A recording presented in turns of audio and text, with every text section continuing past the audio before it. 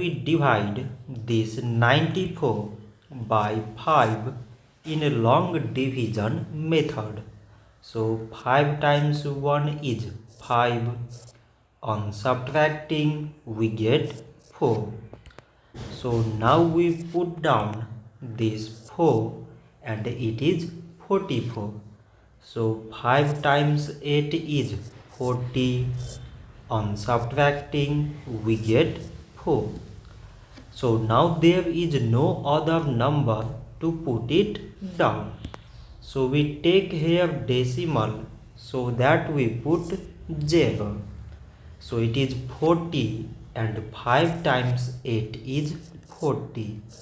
On subtracting we get 0. So 94 divided by 5 is 18 decimal 8. So this much for today and thanks for watching.